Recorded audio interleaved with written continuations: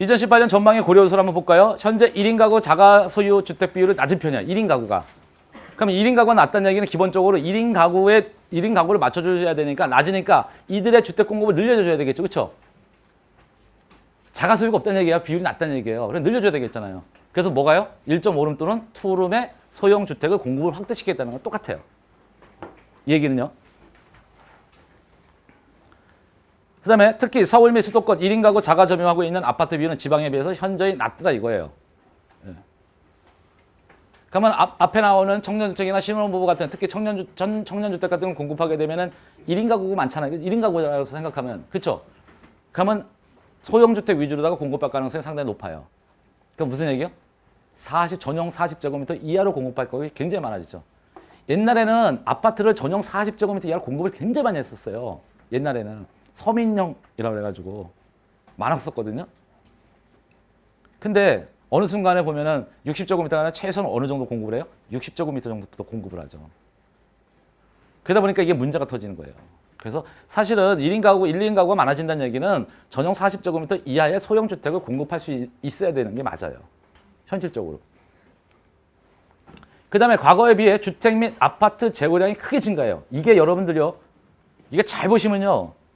보세요. 주택 및 아파트 총량 지표를 보면 2000년에 비해 약 560만 호 이상이 증가되더라. 이게 뭐 얘기하는 건지 아세요? 여기에 주택 재고 있죠? 재고량이 크게 증가하고 있더라. 그 다음에 같은 기간 서울 주택 재고는 90만 호 이상 증가되고 서울의 아파트 총량은 약 70만 호가 증가되고 있는데 무슨 얘기냐면 여기서 아파트 재고량이라는데 무슨 얘기냐면 20년 이상 된 거, 30년 이상 된 거 얘기를 하는 거예요. 그러면 이 아파트 주택 재고량 같은 경우는 보통 20년 이상, 아파트는 30년 이상을 따져요. 그러면은 같은 기간 동안에 보면은 여기 보시면은 앞으로 서울 같은 경우는 2000년대 보면은요 주택 수가 있고 이게 아파트예요. 그러면은 이게 주택 재고량이 그러니까 20년 이상 되는 것들 이런 것들이 280만 호가 정도 늘어나고 160만 원 정도가 뭐야? 아파트 같은 경우에 30년 이상 되는 것이 늘어난다는 거예요. 계속해서요. 그러면은 계속해서 늘어난다는 얘기는 뭐예요? 점점 뭐 한다? 재건축 시장이 오는 거예요. 그럼 아까도 얘기했죠. 새 주택에 대한 열망이 굉장히 강해. 근데 새 주택은 공급을 안 돼. 그러니까 새 주택을 빨리 공급할 수 있는 재건축에다가 투자를 하는 게 맞는 거예요. 그러니까 여러분들 주택 투자 시장에 주택에 투자할 때 이렇게 패턴을 바꾸세요. 그리고 거기다가 신규 철도가 늘어서는 것, 서울 같은 경우는 특히 경전철 있죠. 경전철이 들어서는 곳 있죠. 그런 곳 주변에 아파트 단지 같은 경우 재건축이 왔다 그러면 대박 쳐요. 경전철이 안 가는데 아파트 동네는 낙후되는 지역이어가지고 섬에 값이 싸잖아요. 그렇잖아요. 그런 거 난 다음에 또 하나 또 뭐냐면은 앞에 저평가되어 있는 지역들 있잖아요. 저평가되어 있는 지역들. 잘 안 보는데 여러분들이 잘 안 보시는 분들 있잖아요. 잘 안 가려고 하는 동네. 강북 같은 데 많잖아요. 네. 그런 자리 같은 경우는 뭐다? 역세권에서 재건축이 왔다, 30년 이상 된 데가 있다 그러면 투자 가치가 있어요. 혹시 2대 옆에 가면은 2대 쪽에 가다 보면 3미짜리게 하나 아파트 있죠? 옛날에. 그렇죠? 대형 아파트라고 그래야 되죠? 그 아파트 투자 가치가 있을까요? 없을까요? 40년 됐는데. 옛날에 거기 살던 사람은 되게 부자였었어요. 옛날에는 40년 전에 만들어졌던 거니까 부자였죠. 지금은 굉장히 서민 아파트가 됐죠. 그거 재건축해야 돼요. 그 안 젖는 거 D등급 받았거든요. 바로 재건축해야 되는데 그 아파트가 호재가 가격 메리트가 있을까요? 없을까요? 있어요. 진짜 싸거든요. 서울에서 그렇게 싼 아파트 처음 봤어요. 그리고 뭐 신촌역에서 그렇게 멀지도 않아요. 그냥 충분히 걸어서 가요. 한 700m 돼요. 괜찮죠? 제가 무슨 얘기하는 거예요, 지금?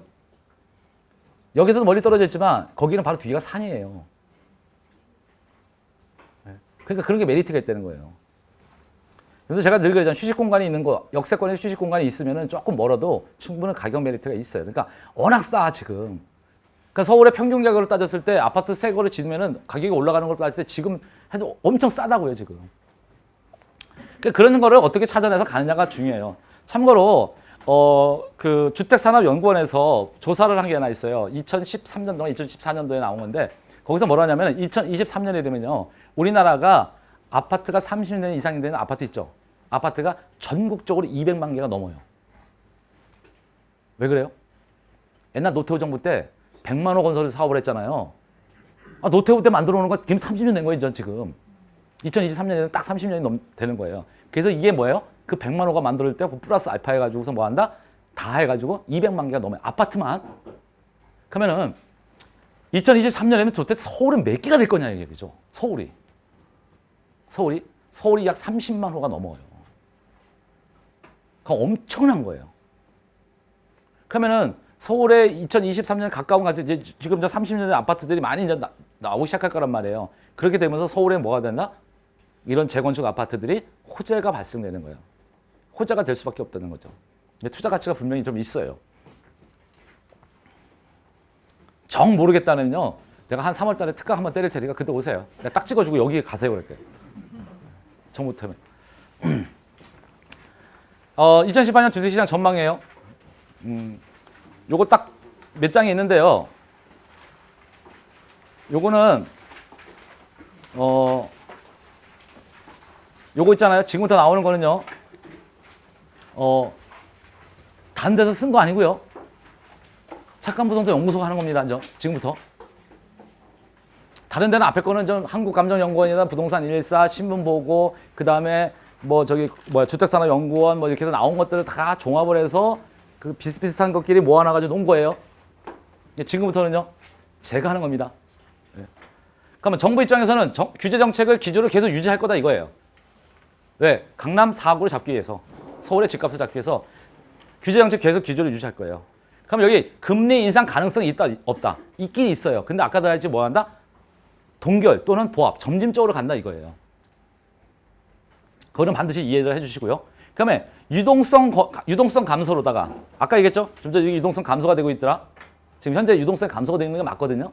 그러면 이게 유동성 감소로 인해서 왜 금리 인상이 되면 유동성이 줄어든다 그랬잖아요. 그럼 유동성이 줄게 되면 뭐가 와요? 거래 시장이 위축이 될 수 있어요. 거래 시장 자체가. 그러면 매매 거래 시장, 즉 부동산 매매 거래 시장이 위축된다는 얘기는 뭐예요? 가격 메리트가 크지를 않아요. 이 얘기는 전국 단위로 얘기한 거예요. 뒤에 가서 이제 개별적으로 얘기 드릴 거예요. 그 다음에 신 DTI 및 DSR 도입으로 대출 규제가 되기 때문에 또 뭐 한다? 옛날처럼 빚내서 집 사는 경우가 없죠. 그렇죠? 사실은 부동산 가격이라는 것은 계속 뭐예요? 매매 거래가 많아져야지만 부동산 가격이 계속해서 올라가는 게 정상이에요. 근데 강남발 재건축 같은 경우는 재건축 시장 같은 경우는 매매 거래가 많이 없지만 호가가 상승하는 경향이 굉장히 크거든요. 실제로요. 강남의 일부 지역 같은 경우는 지금 시세를 놓고 본다면은 실제 매매한 거래가하고 시세를 보면은 5억까지 차이 나는 데도 있어요. 그럼 지금 호가가 굉장히 높다는 얘기예요. 그다음 시장은요. 부동산 시장을 얘기하는 거예요. 시장은 입주 물량이 아까 증가된다 그랬죠. 그렇죠? 근데 수급 불균형 때문에 지역 가격 조정성이 가능성 높다 이거예요. 아까 얘기했죠? 다른 데는 수도권, 특히 수도권 경기권에는 경기권에 입주 물량이 많은데 근데 서울은요. 입주 물량이 없더라. 그래서 가격 조정이 가능하다는 얘기예요. 지방도 입주 물량 엄청나게 많죠? 그러면 지방도 엄청나게 타격받을 수 있어요. 그 다음에 인허가가 증가되느냐 안 증가되느냐. 실제로는 인허가가 조금씩 증가해요. 왜? 이미 2015년, 2016년, 2017년 동안 뭐예요? 분양했다 성공하는 데들이 많거든요. 그러니까 이미 뭐예요? 계속 갈 것처럼 생각해서 그쵸? 땅 사는 게 많아. 그럼 이 사람들은 가격이 부동산이 침체가 되더라도 분양을 해야 돼요? 말아야 돼요? 해요. 한다고요. 어차피 땅 사가지고 어차피 대출받아서 땅 산 건데 이자 내느냐 아니면 PF 대출 익혀가지고 시공해서 팔아먹느냐 그게 그거예요. 그리고 서울과 지방에 차별적이 존재한다 이거예요. 그래서 아까 얘기했죠. 뭐라고요? 지역별하고 지역적으로 지역성이 있고 그다음에 뭔다? 차별성이 있더라. 그래서 얘기했죠. 그래서 서울과 지방도 굉장히 차별화되는 경향이 상당히 강해질 거예요. 점점요. 여기 때문에 제가 딱 특징 잡았어요. 서울이요. 그래서 제가 아까 했던 10년 동안 서울에는 주택가격이 그렇게 하락하진 않아요. 하락할 건덕지도 안 보일 거고요. 대신 아까도 얘기했지만 뭐냐면 2010년에 2017년처럼 급진적으로 올라가진 않아요. 그래도 뭐 한다? 꾸준하게 올라간다고요. 세금은요, 다주택자 양도세 중과되는 건 당연하고요. 그 다음에 그렇기 때문에 이거는 아까 얘기했죠. 그다음에 뭐냐면 임대주택 사업자를 양성화시키는 전략이기 때문에 그런 거다. 분양권 전매 시 양도세도 강화하고요. 초과이익 환수제 부활하고 이렇기 때문에 세금적인 측면에서 본다면 뭐한다? 주택 거래가 감소될 수가 있어요.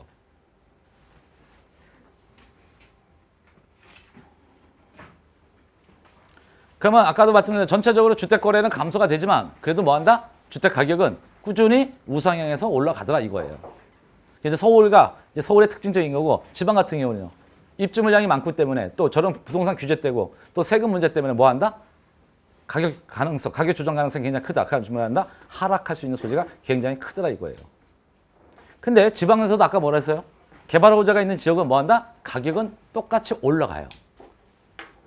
이런 부동산 침체기하고 부동산 성숙기 때, 그러니까 부동산 화랑기하고 부동산 침체기 때 부동산 투자 패턴이 완전 틀리는데 많은 분들은 부동산 화랑기 때 부동산을 투자를 해요. 근데 저 같은 경우는요. 부동산 침체기 때 투자를 해요. 왜 그런지 아세요? 부동산 화랑기 때문요. 다 투자해도 다 돈 벌어요. 부동산 침체기 때는요. 몸을 사리고 있거든요. 안 한다고요, 투자를. 그러다가 호재 하나 딱 터지면요. 아니 100명이 다 사서 돈을 벌다가 부동산 침체기가 오면요. 한 5명밖에 안 해, 투자를 안 해. 그럼 95명이 기다려요. 그래서 호재 있는 지역에 다 95명이 달려든다니까. 그래서 부동산 침체기 때 개발 호재가 있는 지역 훨씬 더 많이 올라가요. 부동산 화랑기 때보다. 개발 호재가 있는 지역이. 그게 특징적이에요.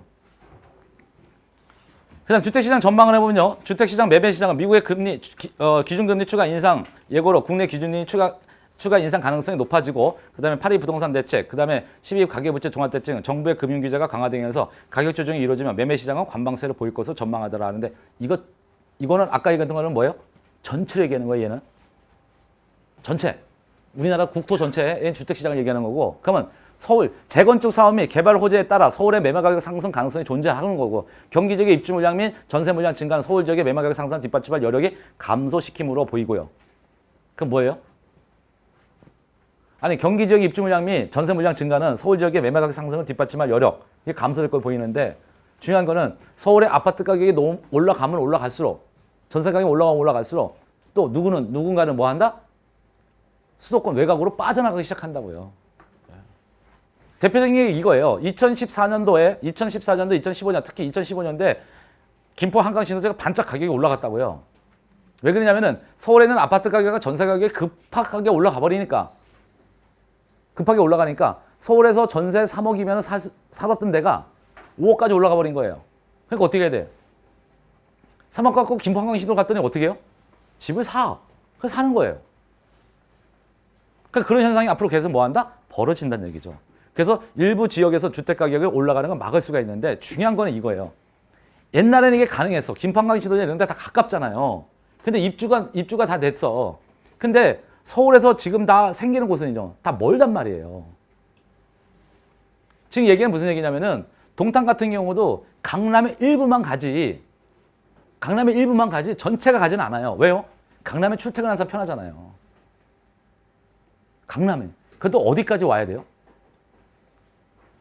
아니 삼성역까지 와야지 편한다니까. 지금 수서까지 왔잖아요. 아니, 결국은 KTX 타고 오는 거잖아요. 근데 KTX는 비싸.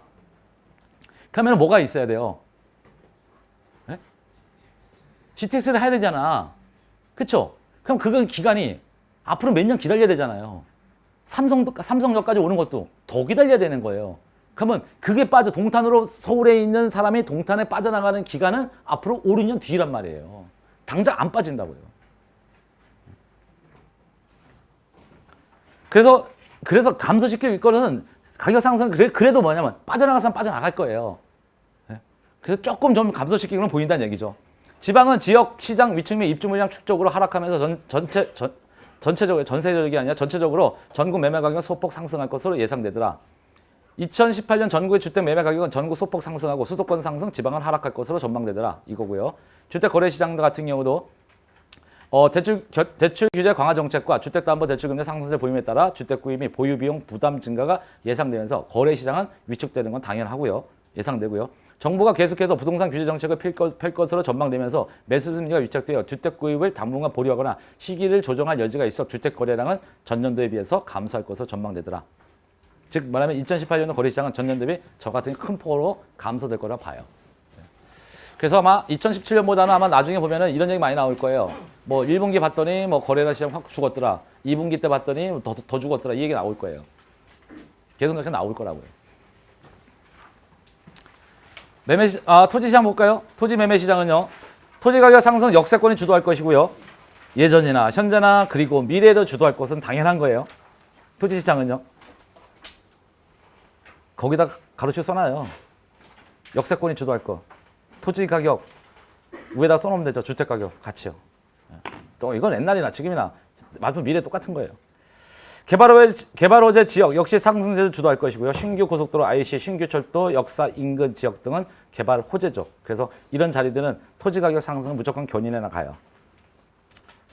2018년 전국의 토지 매매 가격은 전국에 소폭 상승하고요. 수도권은 상승, 지방은 개발 호재 지역별로 가격 편차가 심할 것으로 전망되고요. 개발 기대가 높은 세종, 부산, 제주 추가 상승이 전망되도록. 그 다음에 산업단지 경제자구역, 역세권, 개발사업 등 총 92개 지구에서 올해 15조 원 정도가 보상이 예상돼요. 작년에 17조 원 보상됐어요. 보상받는 동네예요. 평택 브레인시티, 장안 공공주택지구, 수서 역세권 개발지구, 과천 조업 행복주택지구, 김해 대동첨단, 명지 예비지, 반여 도시첨단, 유라첨단 산업단지, 청주 제2테크노폴리스 이런 데가 전부 다 올해 보상이 예상돼 있어요. 저런 데가 보상이 예상돼 있으면 저 보상 받은 사람들이 뭐 한다? 네, 같은 개발 호재가 있는 지역에 투자를 해요. 항상 그래 왔어요. 지금까지. 그러면 왼쪽 거 그림은요. 2016년 3개 분기, 즉 3분기하고 2017년 3개 분기 거래량을 갖다가 그러니까 1분기부터 3분기까지 얘기하는 거예요. 거래량을 비교해 봤더니 제주도는 뚝 떨어졌죠. 가격은 올라갔는데 거래량이 떨어진 거예요. 이거 가격 올라간 게 아니에요. 거래량이 왜 떨어졌을까요? 제주도가 거래량이 중국발 사드 때문에 떨어진 거예요. 관광객이 안 오니까 거래를 안 해요. 그래서 떨어진 거예요. 여기는요, 울산이거든요. 조선 경기 때 침체 때문에 떨어진 거고요. 그러면 거래량이 높은 지역 보니까 경기, 그쵸? 인천, 그쵸? 세종시 봐요. 71.8%가 증가해버린 거예요. 엄청나죠? 네. 대구도 많이 증가했고요. 저기 경기도, 전라도 광주도 많이 증가했고요. 경기도 광주에 이 토지 거래량이 증가되는 이유는 광주에 가면 송정역 있죠? 송정역 주변에 역세권 개발 사업 한다고 발표를 딱 튀고 나가서 그 일대 토지가 들썩거려졌어요. 근데 강의는 2년 전부터 강의했어요. 제가 강의할 때는 2년 전부터 광주 송정역 괜찮다고 했거든요. 그래서 올라간 거고요. 그래서 전체적으로 봤을 때 이렇게 움직여진다는 거 봐요. 그다음에 이거는요, 여러분들 토지나 주택 가격은요 앞으로 똑같아요. 옛날에도 그렇고 현재도 그렇고 미래도 그렇고 반드시 역세권이 주도를 하고 가요. 무조건요. 그거는 잘 명심해서 들어가면 돼요. 그래서 아까도 얘기했던 경우는 특히 주택시장 같은 경우 역세권 위주로 보고요. 재건축은 무조건 들어가면 서울에 어디거나 들어가도 무조건 가격이 올라가요. 재건축은. 어쩔 수 없어요. 그거는. 거기다 개발 호재까지 터져주면요. 더 대박이죠. 수업 시간에 많이 얘기해 드렸어요. 좋은데. 근데 아직도 긴가민가 하시는 분들이 되게 많은데 좋은데 많아요. 아직도요. 서울에. 서울에 개발 호재가 있는 적이 제가 서울 도시공객하고요. 서울의 각종 생활관계 그런 거 쭉 보면요. 서울에 한 100군데는 있어요. 개발 호재가. 왜냐면 경전철 개수만 따져 100개가 넘었거든요. 아니 서울에 경전철 있잖아요. 노선 다 놓잖아요. 그래도 거기 역사가 100군데는 된다고요. 신규로 다 들어서는 데만. 그러니까 그것만 따져도 100군데인데 거기다 다른 것까지 합쳐버리면 끊임없죠. 그래서 서울 같은 경우는요. 1년에 30개에서 50개 정도 투자할 때가 반드시 나와요. 서울은요. 기본 베이스가. 그래서 그런 자리를 잘 찾아서 들어가면 좋은데 이제 이렇게까지 강의해놨더니 이제 궁금하잖아요. 도대체 그런 자리가 어딜까? 제가 늘 얘기하는데요. 제가 이제 상담하는 걸 싫어해서 그래요. 상담하는 걸 별로 싫어하거든요. 시간 뺏겨서 뭐 하고 이런 거 싫어해서 그러는데 그래서 옛날에는 상담할 때 막 그래서 막 50만 원씩 100만 원씩 받고 했었어요. 딱 찍어주는 거예요. 여기 가서 사라고. 여기 위치. 저는 위치만 찍어주는 게 아니라 여기 개발 호재가 있고 이렇게 가니까 여기 A단지, B단지, C단지 해놓고 A단지 1순위, 2순위 이렇게 해서 얘기해버리거든요. 그런데 그것도 귀찮아가지고요.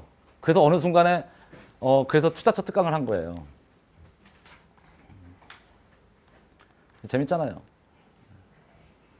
오늘 뭐 강의는 이제 이걸로 거의 다 끝났는데요. 이거 마지막이에요. 예. 사진은 좀 금방 떨어봤어요. 어떤 사람이 제가 책 쓴 게 몇 권이 되냐, 책 지금까지 3권 썼어요. 요거는 공저로 쓴 거고요. 요거는 제가 다 썼는데 누군가 끼워달라고 해서 누군 사람을 끼워줬어요.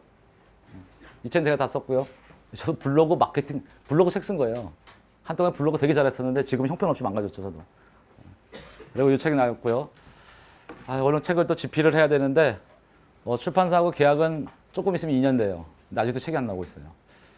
근데 출판사가 기다려준 거면 참 용해요.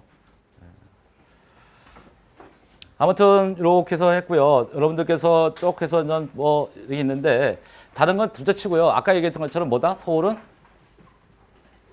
크게 떨어지진 않고 그다음에 뭐다? 끊임없이 올라가더라. 소폭에도 계속 상승해 가더라. 우상에서 가는데 그래도 그런 자리 같은 경우에도 가장 안전빵으로 그냥 오늘 강의만 듣고도 가는 게 뭐다?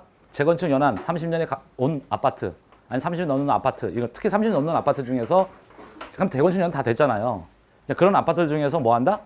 역세권에 붙어 있으면 뭐 한다? 그냥 해요. 어차피 올라갈 거예요. 어차피.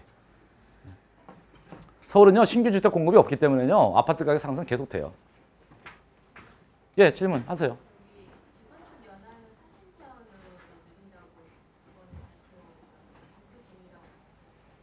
늘리라고 그러세요. 늘리라고 그러시라고요. 재건축 연한을 갖다가 30년으로 줄여놓고 나가지고요. 박근혜 정부 때 줄여놓고 나가지고 한 내용이 하나 있어요. 그게 뭐였냐면은 안전진단 있잖아요. 안전진단 자체를 갖다 바꿔놨거든요. 안전진단 자체를 바꿔놨다고요. 거기 구조에 보면요. 절대로 40년 늘리면 안 돼요. 왜? 40년 늘려도 거기가 뭐냐면은 그렇게 돼 있잖아요. 옛날에도 마찬가지로 40년 되더라도 안전진단을 받았을 때 C등급은요. 안전진단에 A등급, B등급, C등급, D등급이 있거든요. D등급은 무조건 철거예요. C등급은요. 재건축해야 되는 거고요. 근데 우리나라 아파트들 중에서 실질적으로 비파괴 검사를 딱 하잖아요. 그쵸? 한 20년 되는 이상 아파트들 중에 비파괴 검사하면요. 구조적으로 문제점 있는 아파트가 굉장히 많아요. 옛날에 일기 신도시 아파트들 있잖아요. 그거 빨리 지으려고요. 어떻게 했어요? 어떤 모래 썼어요? 바닷모래 썼잖아요. 그거 지금 와서 30년 가까이 왔잖아요. 벽을 망치로 뚫리면 벽이 부서져요, 지금. 그거 신경 쓰지 마세요. 그리고 그거 건드리는 순간에 죽어요. 건드려도 언제 건드리는지 아세요? 지방선거 끝나고 건드려요. 지금 그거 건드렸다가 지금 가뜩이나 지금 판 좋게 판대가리 이거 끌고 가고 있는데 여당이 아주 지금 잘 끌고 있는 판에 거기다가 기름 부을까요? 안 보여. 이거 여기다 재건축 연한 딱 손대잖아요. 그럼 어떤 사태 벌어진지 아세요? 아마 서울에서요. 민주당 한 석도 못 차지할 수 있어요. 이게 되게 심각하다고요. 여러분들 이런 것도요. 여러분들 정치적으로 좀 봐야 돼요. 이런 것도. 그래서 힘들어요. 그리고 만약에 건든다 그러면은 옛날처럼 있잖아요. 옛날에 만나던 아파트. 그쵸? 그거를 딱딱딱 구간별로 정해서 그쵸? 옛날 40년 때 똑같이 했었다고요. 거기도 30년 이상 된 아파트는 언제? 그것도 언제 거는 몇 년도? 32년. 언제 거는 언제 몇 년도 지은 거는 34년, 35년 이렇게 구분돼 있어요, 다. 40년 올려도 뭐냐면 크게 해당 사항 없어요. 예. 참고로 90년 이전에 지은 아파트들 있죠. 예. 걔들은요, 해당 사항 별로 없어요. 예. 그렇게 보시면 돼요. 그 당시 때 지은 아파트들은요, 심각해요. 그래서 저 같은 경우는요, 일기 신도시에 수직층층 리모델링 하는 거 있잖아요. 제가 제일 많이 반대하는 사람 중에 한 사람이에요. 여러분들 왜 그 아파트 수직층층 리모델링을 왜 하느냐면요. 기존에 있는 방식은 철거 방식이잖아요. 한번 볼까요? 아파트가 이게 일기 신도시야. 잘 봐요. 처음에 들어갈 때는 한 방에 딱 져가지고 2, 3년에 다 입주했죠. 이거 나중에 재건축하면 어떻게 봐요? 얘 재건축하죠. 그쵸? 얘 끝나려면 여기 재건축하죠. 얘 끝나면 얘 재건축하죠. 얘 끝나면 얘 재건축하죠. 얘요 10년에서 15년, 20년 동안요 계속 재건축만 해요. 그게 여러분들 일기 신도시에 이게 뭐예요? 이 불합리한 구조라고요. 처음에 들어갈 때는 한 방에 우르르 갔잖아요. 2, 3년 안에. 근데 나중에 재건축할 때는 10년, 20년 동안 계속 재건축판이라고요. 지금 무슨 얘기예요? 공사판이에요. 그럼 여기 들어갈까 안 들어갈까? 안 들어가요. 국가가 그거 모르는 거 아니야. 알아요. 그래서 뭐 한다? 그래서 수중 중증 리모델링을 권장하는 거예요. 그래서요. 왜? 공사 기간도 짧고 먼지 안 날리잖아요. 덜 날리잖아요. 아니 타워크레인이 하나 올라갔다가 몇 개만 하고 그러면 끝이 안 나잖아요. 처음부터 올리려면요. 계속 올라가잖아요. 3계층 올리는데 앞에 저기 뭐 보강 공사 좀 하고 올리는데 얘 수직층 리모델링 하잖아요. 그렇죠? 리모델링 하면요. 1년 안에도 끝나요. 실제로 수원에 가면 딱 1년 걸린 것도 있어요. 리모델링 쪽에 조합 만들어가지고 하는 것들. 그런 거예요. 그래서 수직층 리모델링 하려. 그러니까 리모델링을 밀어붙이는 거예요. 자꾸만. 근데 니들 안 하니까 뭐예요? 몇 개층 더 올려줄게. 이게 수직층 리모델링이에요. 왜 그런지 아셨겠죠, 이거? 이 제도가 왜 나오는지? 그 다음에 이런 것 때문에 뭐 하냐면은 문제성이 많아지는 거예요. 그래서 여기 수직층 리모델링 하다 보니까 어떤 사태가 벌어져요? 비파기 검사를 했어. 근데 C등급 받았어. 그럼 뭐예요? 보강해야 되거든요. 거기 때 비파기 검사할 때 기둥, 주, 보 다 조사를 다 해요. 그러니까 기둥이 현찮아. 그럼 어떻게 해야 돼요? 보가 현찮아. 그럼 그 기둥하고 보하고 보강 공사를 해야 돼요. 그래서 수원에 있는 것 같은 경우는 어떻게 됐냐면은 거기 기둥을 갖다가 보강 공사를 해야 돼가지고 기둥에다가 뭐 돌렸어요? HB만 하나씩 2개씩 박아가지고 다 올려버렸다고요. HB 박아서 올려버리니까 어떻게 돼요? 집이 좁아지죠. 그 집이 좁아지니까 어떻게 했어요? 베란다를 확장시켜버린 거예요. 그 다음에 어떻게 돼요? 복도식 있죠? 그 복도식이 유리한 거예요. 여러분들 수직층 리모델링 사업은요 무조건 복도예요. 훨씬 더 넓어지기 때문에. 집이 훨씬 더 넓어진다고요. 아니 베란다도 확장하고 복도까지 확장하는 거예요 이게. 그러니까 어떻게 돼요? 훨씬 넓어지죠. 이거 잘 하셔야 돼요 이런 거요. 그래서 투자하는 것도 그런 개념으로 가야지 너무 그런 거 연연하지 마세요. 이때까지 그렇게 따졌으면요. 그런 거 갖고서는 만약에 이게 뭐랄까 못하자 그러니까 나는 그래서 난 이거 못하겠어 이렇게 하잖아요. 그러면 지금까지 다 죽어요. 투자 못한다고요.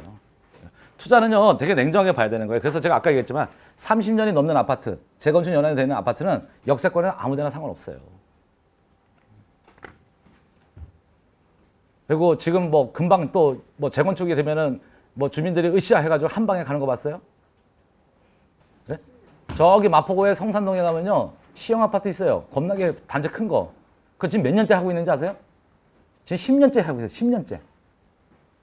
말 나온 게 10년째예요. 재건축 들어간다고. 그래놓고 내가 조합 설립된 것도 아직 못 봤어요. 추진이 얼마 전에 그러니까 2년 전인가 추진이 신고했더라고요. 10년 걸려서 추진이 한번 하는 데까지도. 그 다음에 재건축을 할 때 옛날 같이 하는 동의자 수 비율을 확 낮춰놨잖아요. 안 하니까. 근데 동의자 수를 낮춰놨는데 여기다가 연한까지 올리겠다? 강남 재건축 잡기 위해서? 에이, 그 말도 안 되는 소리잖아요. 그러니까 전국에 있는 아파트 다 어떻게 하라고요? 정부가 도미노 현상이 벌어지면서 한 칼에 다 등 돌릴 수 있어요. 한 칼에. 그래도 이 부동산 주택 시장, 특히 아파트 시장은 건드리는 게 아니에요. 그렇게 알아두시면 돼요. 쉽진 않아요. 쉽진 않은데 아마 올려놔도 그 얘기를 반드시 할 거예요. 왜냐하면 다 구간 조정을 다시 세부적으로 할 거고 그 다음에 뭐 하냐면은 그 안전진단 있죠. 안전진단 확 풀어버릴 거예요. 그리고 지금도 많이 풀려 있어요. 안전진단은요. 옛날에는 그 25% 그렇게 했거든. 주민의 의견, 그 다음에 구조적 문제점 25% 이렇게 돼 있었다고 옛날에는. 근데 구조적 결함이 요즘 얼마예요? 40%잖아요. 그 별 의미가 없다고요. 혹시 그러면 그렇게 하게 되면 재개발적으로 또 하죠. 그럼 신문에 그렇게 나오죠. 재건축 규제한다고 또 재개발. 또 이렇게 나오죠. 근데 또 재개발 쪽으로 가게 되면 또 재개발 쪽에서는 또 그러면 또 갑자기 그러면 그냥 논하는 거예요. 또 한남동. 아유, 끝났어요. 그럼. 원래 그렇게 가는 거예요. 네. 성산 그린시티에 투자한 사람들이 네. 그 개발 계획이 취소가 되고 산업단지가 들어설 거다 그러셨는데 산업단지가 산업단지가 아니고요. 6차 산업이에요. 6차 산업. 6차 산업은요. 또 얘기해야 돼 이거?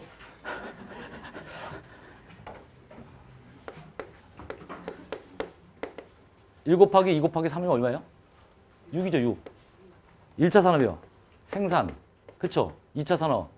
뭐야? 가공. 그 다음 3차 산업. 유통. 서비스 이런 거잖아요. 여기다가 플러스 알파 해가지고 관광, 체험 이런 거 들어가는 거를 우리가 다 합쳐서 6차 산업이라 불러요.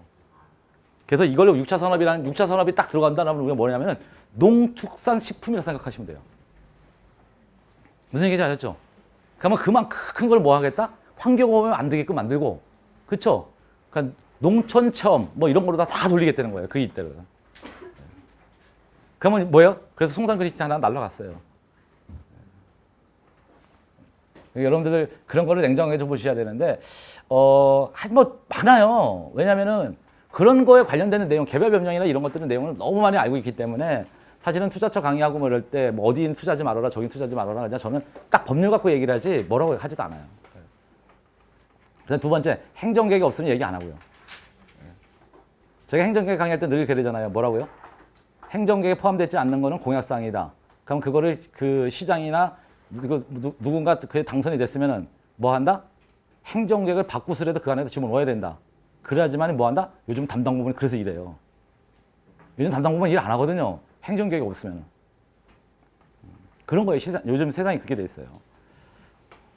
그 여러분들 전에는 얘기했지만 뭐 제 행정계획 강의 들어보시면 아시겠지만 국토종합계획에다가요 4대강 사업하라고 집어넣어놨어요. 4대강 사업하자고.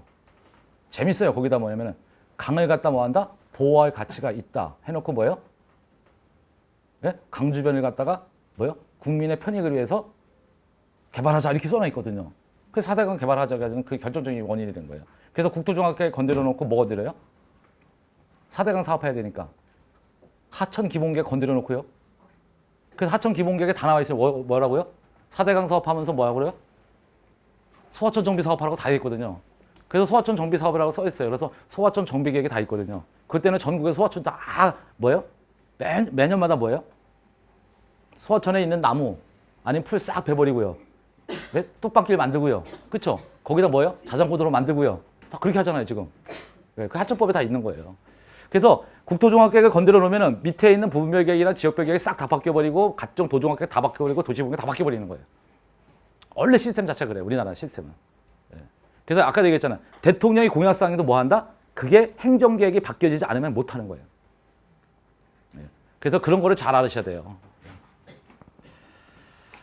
아무튼 그래도 안 되는 건 안 되는 거예요. 아까 얘기했잖아요. 개별 변경 때문에 안 되는 건 안 되는 거라고요. 그래도요. 그렇게 해서 쭉 해드렸습니다. 오늘 강의 이걸로 마치고요.